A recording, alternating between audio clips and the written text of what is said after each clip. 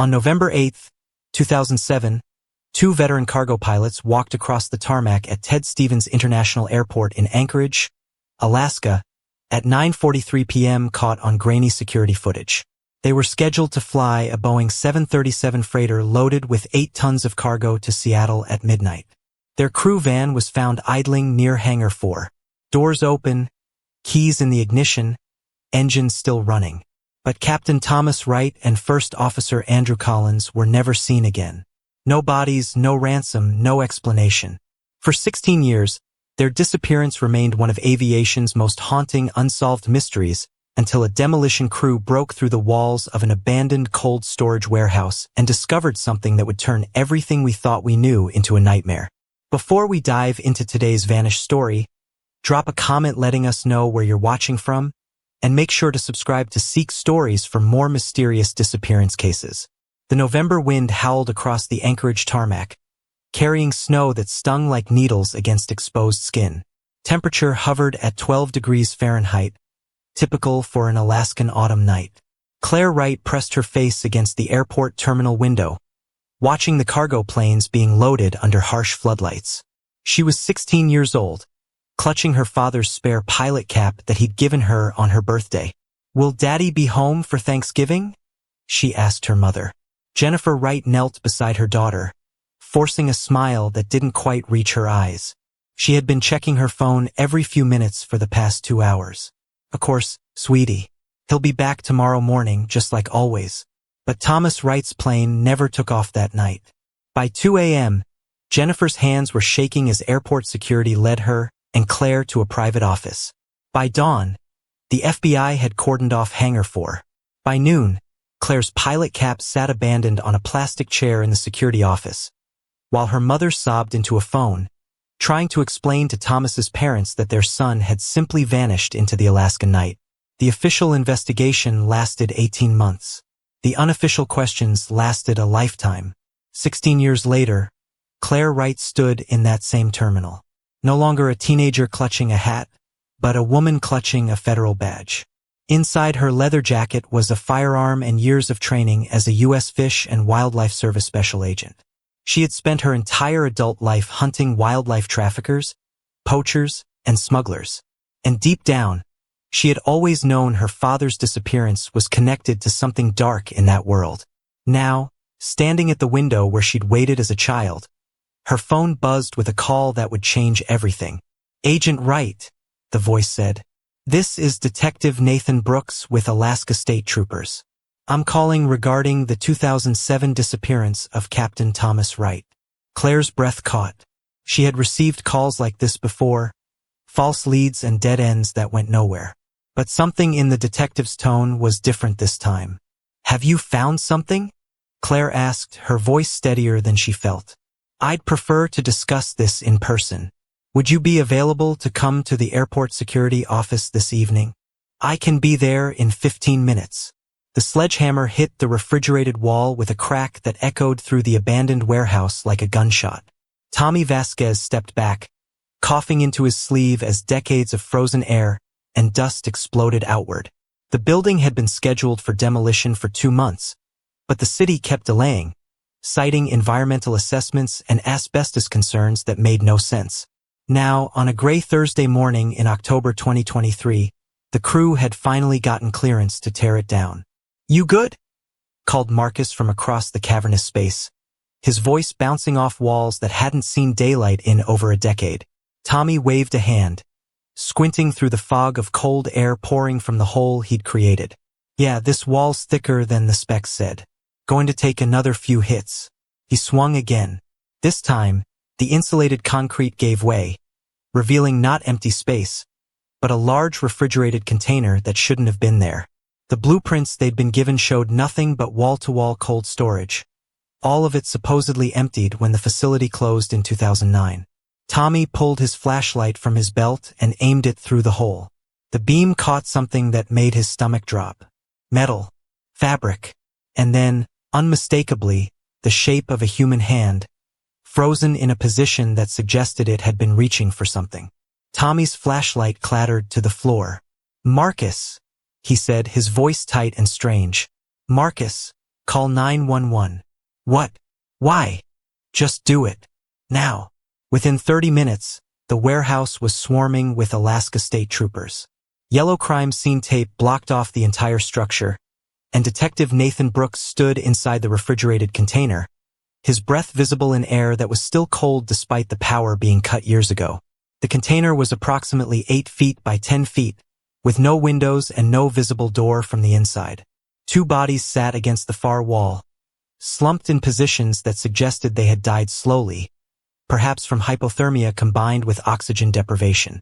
Both wore pilot uniforms, remarkably preserved by the sub-zero temperatures that had kept them frozen for over a decade and a half. Nathan's partner, Detective Lisa Chun, appeared behind him, her face pale in the beam of the industrial work lights they'd set up. "The badges check out," she said quietly. "Captain Thomas Wright, First Officer Andrew Collins. Missing since November 2007. Nathan crouched near the bodies, careful not to disturb anything. Beside Thomas Wright's right hand lay a small digital camera, its battery long dead, but the memory card potentially intact. On Andrew Collins's lap rested a logbook, its pages filled with handwriting that had been preserved by the cold. "How did they get in here?" Nathan asked, though he wasn't expecting an answer. Lisa consulted her tablet, pulling up the facility's architectural plans. According to records, this cold storage warehouse was built in 1995. It was used for frozen seafood storage until 2009 when it was closed due to the company going bankrupt. It's been empty and locked ever since. "Someone put them here," Nathan said, standing. His knees protested the movement. He was 48, too old to be crouching over frozen bodies in abandoned warehouses, but too invested to walk away. This wasn't an accident. This container was sealed from the outside. He photographed the scene methodically. Each flash illuminated details that made his chest tighten. Scratches on the interior walls. Deep gouges that suggested fingernails dragged across metal. A jacket that had been arranged almost carefully on the floor between the 2 men, as if one had tried to keep the other warm. And near the corner, carved into the frost-covered metal with something sharp, 3 words, "Wildlife. Hangar 4. Proof." Nathan photographed the words twice, making sure they were clearly visible. "Lisa, when they disappeared, what were they scheduled to haul?" Lisa was already pulling up the case file on her tablet, her fingers moving quickly across the screen. Her face went slack. Cargo manifest listed machine parts and industrial equipment. 8.2 tons. Destination Seattle. But listen to this. She looked up. The flight was delayed that night because both pilots failed to show. The cargo was eventually flown out 2 days later with a replacement crew. The warehouse suddenly felt much colder. Claire Wright received the call at 6:47 p.m. while sitting in her office at the U.S. Fish and Wildlife Service Field Station in Anchorage. She had spent the last 8 years as a federal agent, and the last 16 years as the daughter of a man who had disappeared without explanation. These 2 identities had long ago merged into a single relentless purpose. "Agent Wright."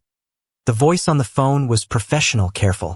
"This is Detective Nathan Brooks with Alaska State Troopers. I'm calling regarding the 2007 disappearance of Captain Thomas Wright." Claire's pen stopped moving across her case file. She had received calls like this before, but something in the detective's tone was different this time. "Have you found something?" Claire asked, her voice steadier than she felt. "I'd prefer to discuss this in person. Would you be available to come to the airport security office this evening? I can be there in 15 minutes. The airport security office smelled of stale coffee and industrial cleaner, familiar scents from the dozens of times Claire had visited over the years, chasing leads that evaporated like breath in cold air. But Detective Brooks's expression, when he led Claire to a private conference room, told her this wasn't another dead end. "We found your father," Nathan said, closing the door behind them. "We found both pilots." Claire sank into a chair, her legs suddenly unable to support her weight. "Where?" "An abandoned cold storage warehouse near the cargo facilities.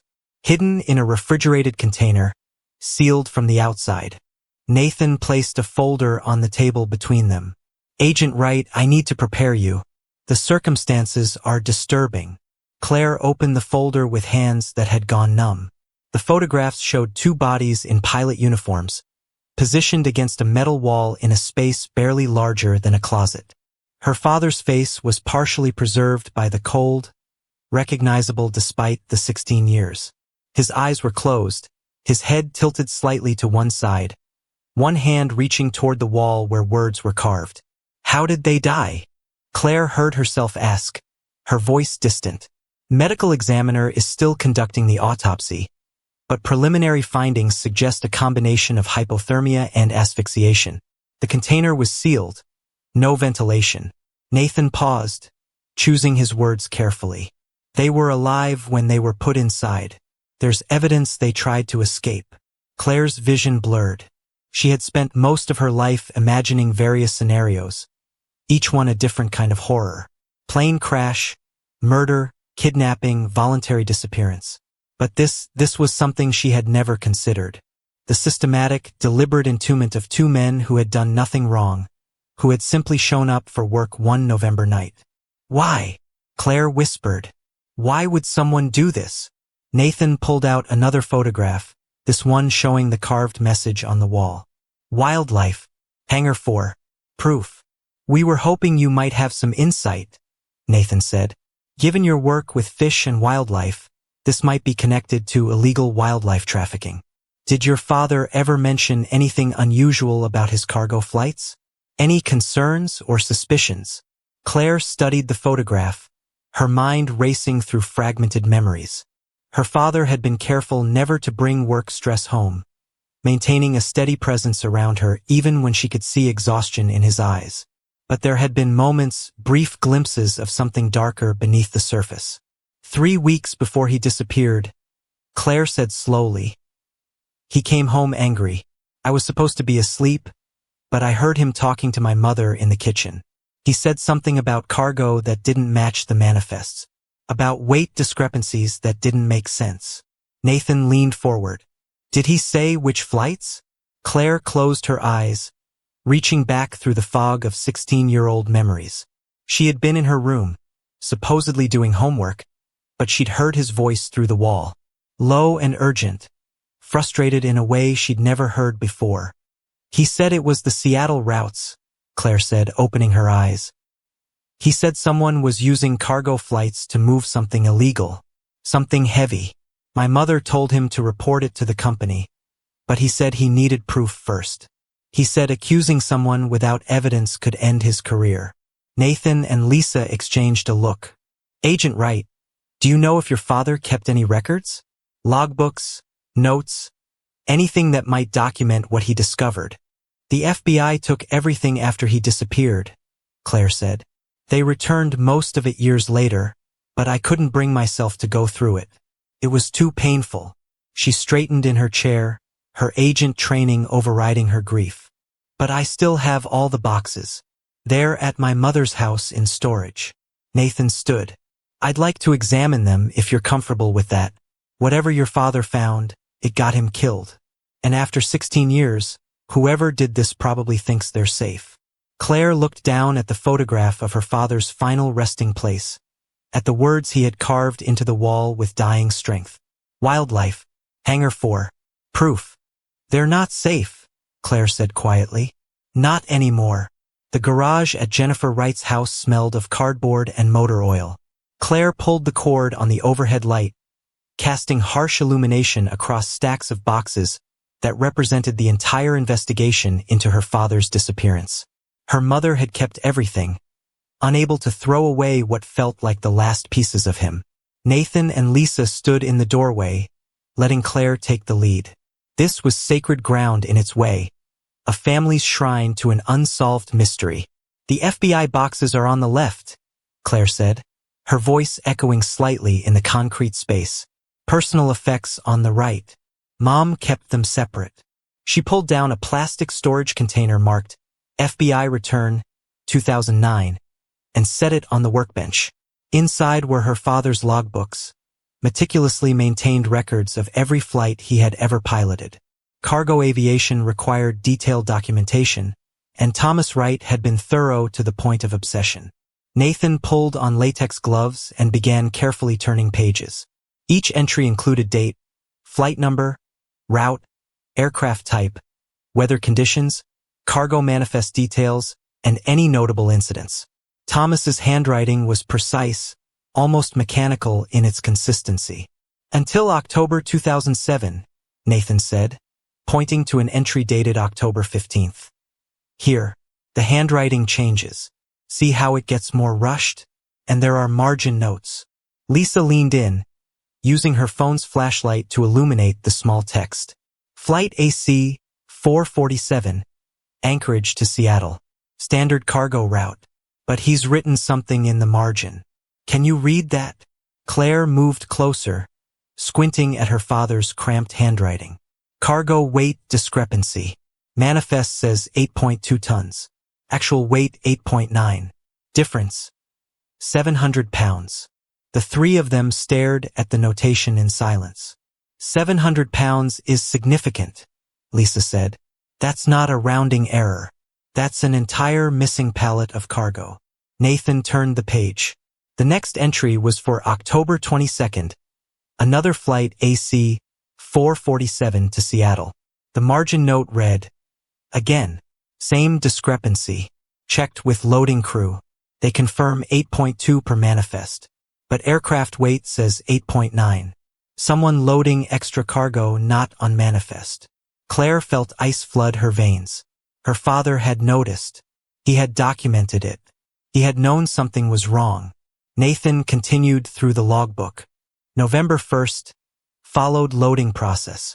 Extra cargo loaded after manifest finalized. Loaded in Hangar 4 by separate crew. Refrigerated containers. Labeled frozen seafood products. But this is a non-refrigerated aircraft. Why refrigerated cargo? November 5th, Collins sees it too. We counted 6 refrigerated containers over 3 flights. All loaded in Hangar 4. All by same crew supervisor. Name, Victor Hansen. Checked his background. Clean record. 22 years with cargo company. But something feels wrong. November 7th. Decided to document everything. Collins bringing camera tomorrow. We need photographic evidence before we report this. Don't know who to trust at the company. The final entry was dated November 8th, 2007. The day they disappeared. But it wasn't in the logbook. It was on a loose piece of paper, folded and tucked into the back cover, written in handwriting that was rushed, almost panicked. Claire's hands shook as she unfolded it. The note read, if you're reading this, something has gone wrong. The cargo discrepancies are not accidents.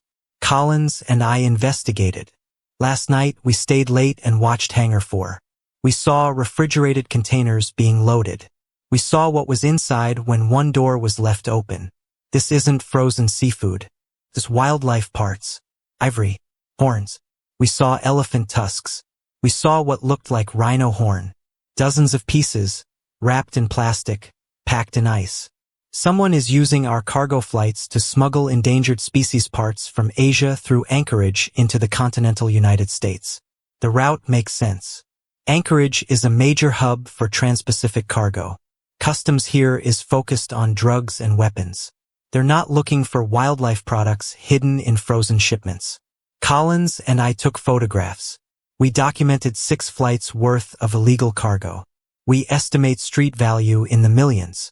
We were going to turn everything over to U.S. Fish and Wildlife and the FAA this morning. But last night, after we left the airport, I noticed a car following us. It followed me all the way home. Parked across the street for 2 hours before driving away. Collins called me at 3 a.m. Same thing happened to him. Someone knows we're onto them. Someone is watching. We're going to the airport early today. We're going to find someone in federal law enforcement before our scheduled flight. We're going to hand over everything we've documented. The photographs are hidden. If we don't make it, look for them in. The note ended mid-sentence, as if her father had been interrupted. Claire's vision swam. He knew, she whispered. He knew they were in danger and he walked into it anyway. Nathan carefully photographed the note, then the logbook entries. Where did he hide the photographs? The sentence is incomplete. He didn't have time to finish, Lisa said. Someone was coming. Someone who didn't want them to report what they'd found. Claire stared at her father's final words, at the abrupt end to his message. 16 years, and here was the answer she'd been searching for. Her father hadn't abandoned them. He hadn't run away. He had discovered something evil, something worth millions, and he had tried to do the right thing.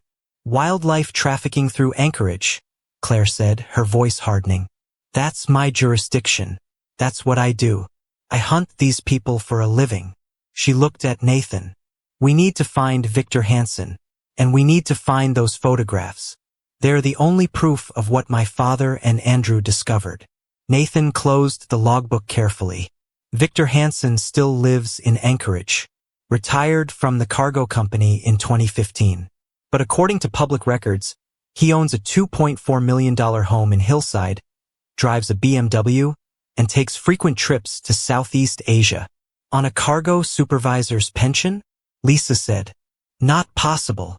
Claire felt something shift in her chest, a sensation she hadn't experienced in years. Clarity, purpose. Her entire career had been leading to this moment.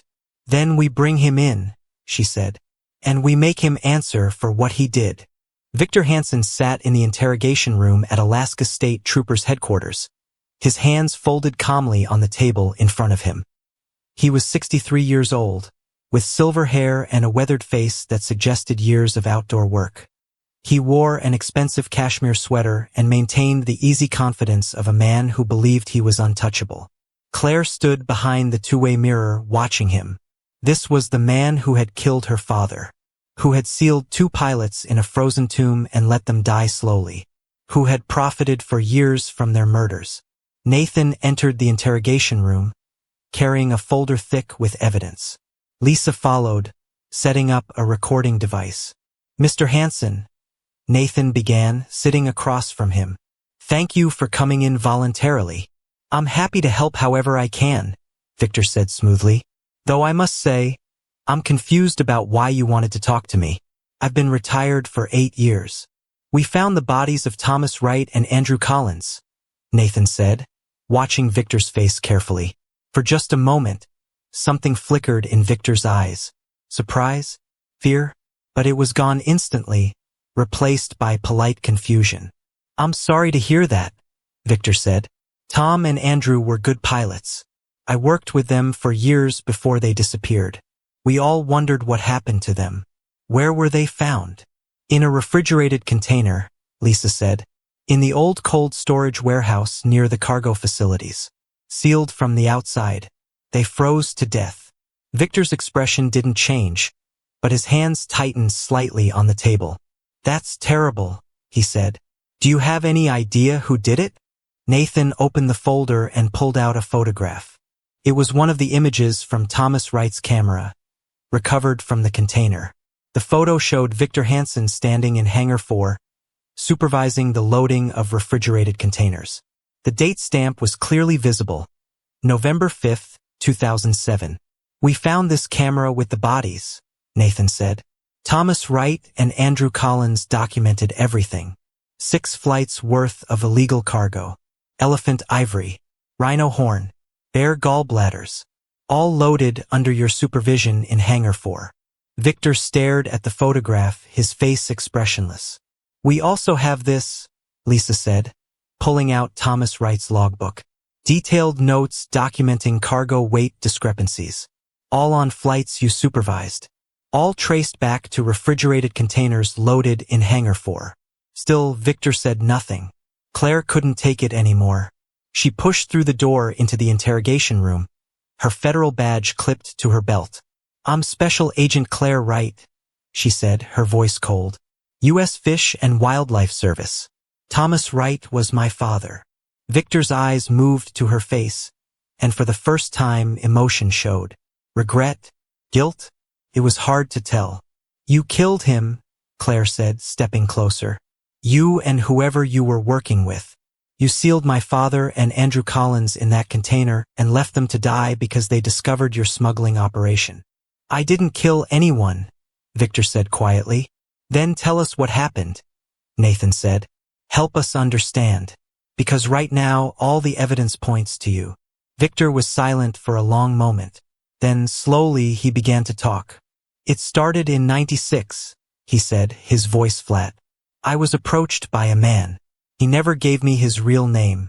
He said he represented buyers in the continental U.S. who needed a reliable way to transport high-value wildlife products from Asia. Ivory, horn, exotic animal parts. The kind of stuff that's worth more than gold on the black market. He looked down at his hands. He offered me $50,000 per shipment. All I had to do was make sure certain containers got loaded onto specific flights without going through normal customs documentation. I'd adjust the manifests. I'd supervise the loading personally. And I'd make sure the containers arrived at their destination without inspection. For 23 years? Lisa asked. You ran this operation for 23 years? It was easy, Victor said. Anchorage handles hundreds of cargo flights every day. Thousands of containers. Customs can't inspect everything. They focus on drugs, weapons, currency. They're not looking for frozen shipments labeled as seafood products. And refrigerated containers are a pain to inspect. You have to open them, break the cold chain. Most inspectors just wave them through if the paperwork looks legitimate. How much did you make? Nathan asked. Over the years? Maybe 3 million. Maybe more. I lost track. Claire felt rage building in her chest. And when my father discovered what you were doing, when he and Andrew documented your operation, what did you do? Victor's face hardened. I reported it to my contact. I told him 2 pilots had been snooping around Hangar 4, that they'd taken photographs, that they were planning to report it to federal authorities. And, Claire pressed, and he said he'd handle it, Victor said. I didn't know what that meant. I thought maybe they'd threaten the pilots, bribe them. I don't know. But the night of November 8th, I got a call. My contact told me to meet him at Hangar 4. When I got there, Tom and Andrew were already there. They'd been knocked unconscious. The room was completely silent. My contact and 2 other men were there, Victor continued. They dragged the pilots to the old cold storage warehouse. They put them in a refrigerated container. They sealed it. And they told me, this is what happens to people who threaten this operation. You keep your mouth shut, or you're next. You watched them do it, Claire said, her voice shaking. You watched them seal my father in that container. And you did nothing. I was scared, Victor said, looking up at her. These weren't businessmen. These were criminals. Violent people. If I tried to stop them, they would have killed me too. So you let them die, Claire said. You let them freeze to death in the dark. Alone. Terrified. Victor didn't answer. Nathan leaned forward. We need names. We need to know who your contact was. Who ran this operation. Who actually killed these men. Victor shook his head. I only ever dealt with one person. He called himself Mr. Chun. But that wasn't his real name. He was Chinese American, maybe late 40s. He had connections everywhere. Asia, California, Alaska. He's the one who organized everything. Where is he now? Lisa asked. I don't know, Victor said. After the pilots disappeared, the operation went quiet for a few months. Then it started up again. But I never met Mr. Chun in person after that. Everything was done through encrypted messages. Payments came through offshore accounts. I just did my job and didn't ask questions. When did the operation stop? Nathan asked. 2015, Victor said. Right before I retired. I got a message saying the Alaska route was being shut down. Too much attention from federal agencies. They'd moved the operation to different airports. I was told to disappear, enjoy my retirement, and never speak about any of this. Claire slammed her hand on the table. You're going to give us everything. Every name you remember. Every account number. Every detail about how this operation worked. And you're going to help us find the people who actually killed my father. Victor looked at her, and in his eyes was something that might have been remorse. I'll tell you everything I know, he said quietly. But you need to understand something. These people are dangerous. They have reach. They've been running this operation for decades, probably still are, just through different routes. If you go after them, they'll come after you. Let them, Claire said coldly. I've been hunting wildlife traffickers for 8 years. I'm not afraid of them. Victor smiled sadly. Your father said something similar, right before they sealed him in that container. He said, the truth always comes out. You can't hide forever. He looked down at his hands. I guess he was right. Over the next 3 weeks, Claire and the Alaska State Troopers built a case that reached far beyond Victor Hansen.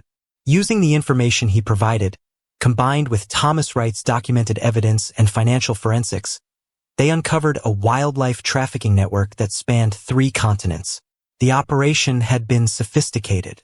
Wildlife parts were harvested illegally in Africa and Asia, primarily elephant ivory from Kenya and Tanzania, rhino horn from South Africa, and bear gallbladders from China and Russia. The products were transported to Southeast Asia, where they were processed, packaged, and shipped to Anchorage via commercial cargo flights disguised as frozen seafood or industrial equipment. In Anchorage, Victor Hansen and a small team of complicit cargo handlers would receive the shipments, adjust the manifests to hide the weight discrepancies, and ensure the containers bypassed detailed customs inspection. The cargo would then be forwarded to distribution points in Seattle, Los Angeles, and San Francisco, where it entered the American black market. Conservative estimates placed the operation's value at over $85 million over a 23-year period. But identifying the operation's leaders proved difficult. Victor's contact, the man he knew as Mr. Chun, had been careful. Payments came through shell companies registered in tax havens. Communications were encrypted and automatically deleted, and the few physical meetings Victor could recall had taken place in public locations where surveillance would be difficult. Claire worked 18-hour days, coordinating with U.S. Fish and Wildlife Service headquarters, Interpol and wildlife crime units in Kenya, South Africa, Thailand, and China. She studied financial records until her eyes burned. She interviewed retired cargo workers who remembered special shipments, but had been too afraid to report them. And slowly, piece by piece, she built a profile of the network. The breakthrough came from an unexpected source. A wildlife ranger in Kenya named Joseph Kamani reached out to U.S. Fish and Wildlife after reading about the Anchorage case in an international law enforcement bulletin.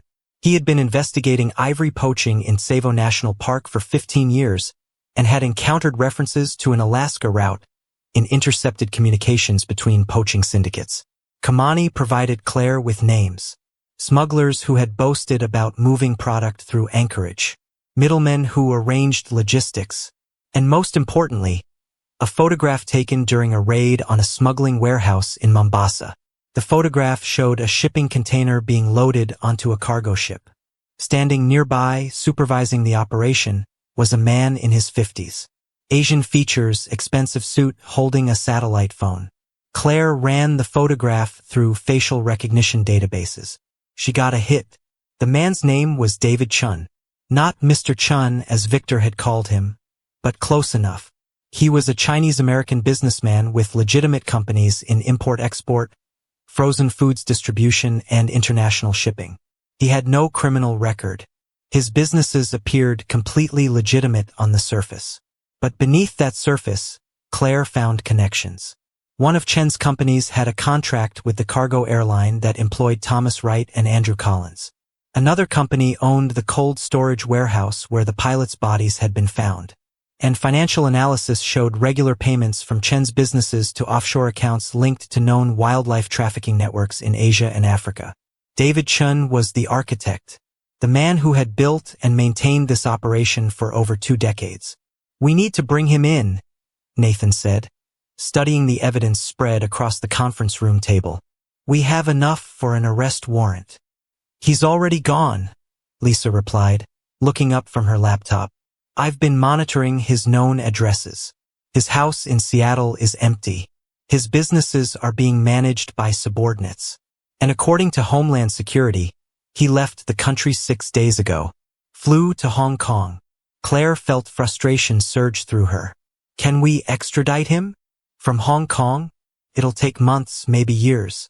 And that's if the Chinese government cooperates. which is unlikely given that Chun has connections there. Claire stared at the photograph of David Chun. This was the man who had ordered her father's death, who had built an empire on the suffering of endangered animals, who had evaded justice for 23 years. Then we keep building the case, Claire said. We dismantle his network piece by piece. We arrest every smuggler, every handler, every corrupt official who worked with him. We seize his assets. We make it impossible for him to ever operate again. Nathan nodded. Agreed. And we make sure the world knows what happened to Thomas Wright and Andrew Collins. We make sure their story is told. Victor Hansen's trial began in March 2024. He was charged with 2 counts of accessory to murder, multiple counts of wildlife trafficking, conspiracy, and money laundering. The prosecution's case was overwhelming. Claire attended every day of the trial, sitting in the front row of the courtroom gallery. She wanted Victor to see her. She wanted him to be reminded every single day of the man whose death he had enabled. The prosecution called witness after witness. Cargo workers who had seen the illegal shipments. Financial experts who traced the money. Wildlife rangers from Africa and Asia who testified about the devastating impact of poaching on endangered species. And Detective Nathan Brooks, who walked the jury through the evidence found in the refrigerated container where Thomas Wright and Andrew Collins had died. The defense argued that Victor had been coerced, that he had feared for his life, that he was a victim of the organization as much as the pilots had been. But the jury didn't buy it. On April 18, 2024, Victor Hansen was convicted on all counts. The judge sentenced him to 2 consecutive life terms without possibility of parole, plus 40 additional years for the wildlife trafficking charges. As Victor was led out of the courtroom in handcuffs, he looked at Claire one last time. She met his gaze without flinching. No forgiveness in her eyes. No satisfaction either. Just cold resolve. Outside the courthouse, reporters swarmed. Claire stood at a podium, flanked by Nathan Brooks and representatives from U.S. Fish and Wildlife Service. Today, justice was served for my father, Captain Thomas Wright, and for First Officer Andrew Collins, Claire said, her voice steady. They were good men who saw something wrong and chose to act.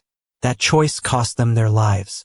But their courage has exposed a criminal network that operated in the shadows for over 2 decades.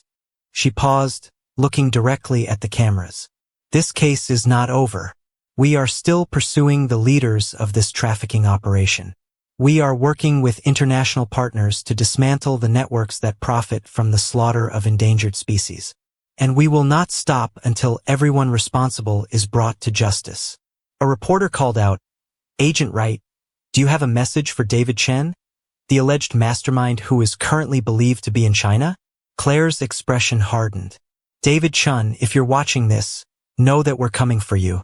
You can run, but you cannot hide forever. My father proved that the truth always surfaces. You will answer for what you did. 6 months after Victor Hansen's conviction, Ted Stevens International Airport held a memorial ceremony for Thomas Wright and Andrew Collins. The event took place in the newly renovated cargo facilities area, not far from where Hangar 4 had once stood.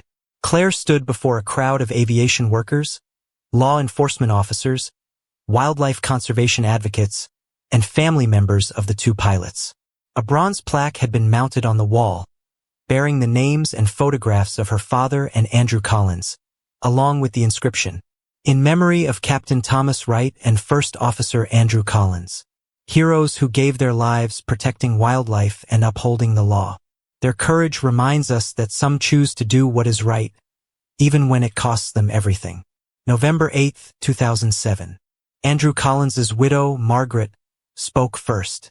Her voice trembled with emotion as she described her husband as a man of integrity who loved flying and believed in doing the right thing. Their 2 sons stood beside her, both now in their 30s, both too young when their father vanished to fully understand what had happened. Then it was Claire's turn. She stepped to the podium, looking out at the faces gathered. Some she knew, many she didn't, but they were all here because they believed her father's story mattered.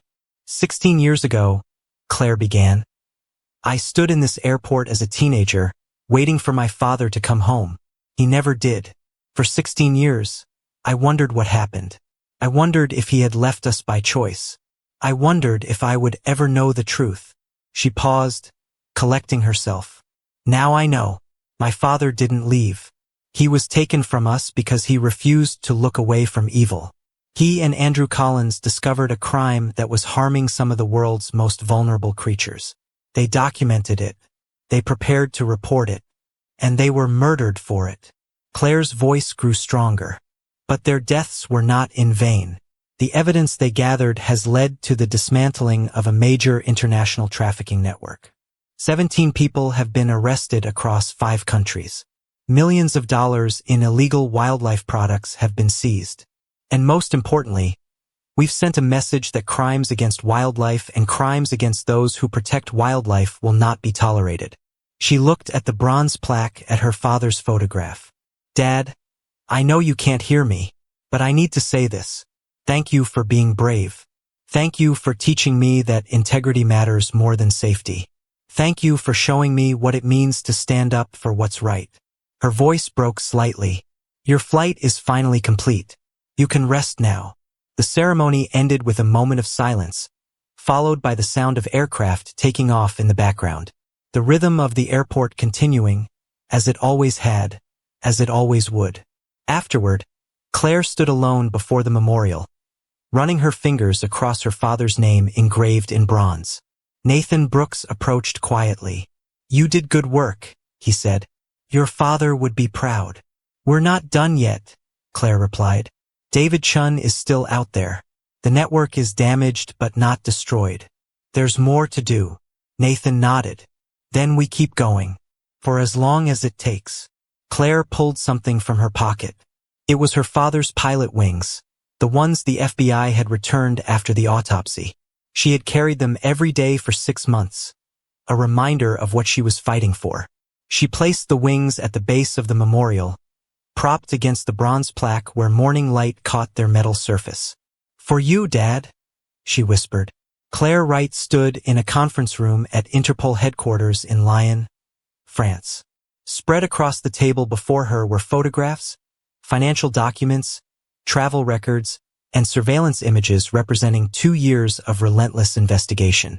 At the center of it all was a recent photograph of David Chun, taken by Chinese law enforcement at the request of international authorities. He looked older, tired. The confident businessman had become a hunted man. We've frozen his assets in 17 countries, said Inspector Marie Laurent of Interpol's Wildlife Crime Unit. His businesses are under investigation.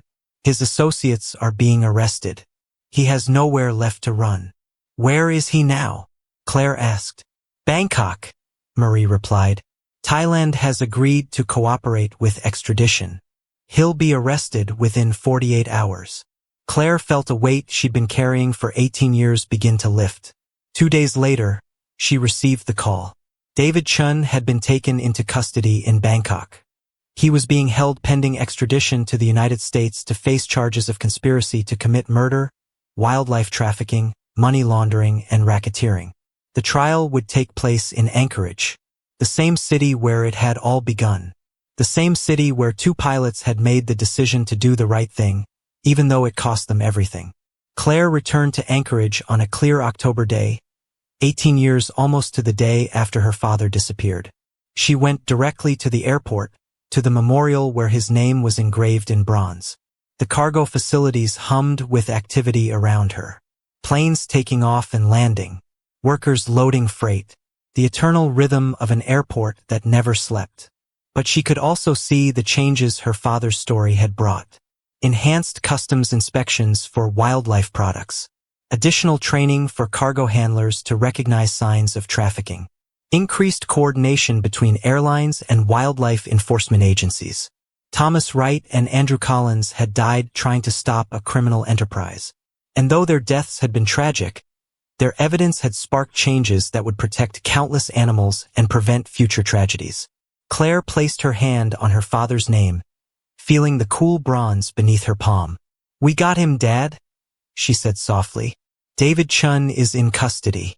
He's going to face justice. The operation you discovered is finished. You did it. You and Andrew. You stopped them. A cargo plane roared overhead, climbing into the Alaska sky. Claire watched it go, imagining her father in the cockpit, doing the job he loved. Some people spend their whole lives searching for purpose.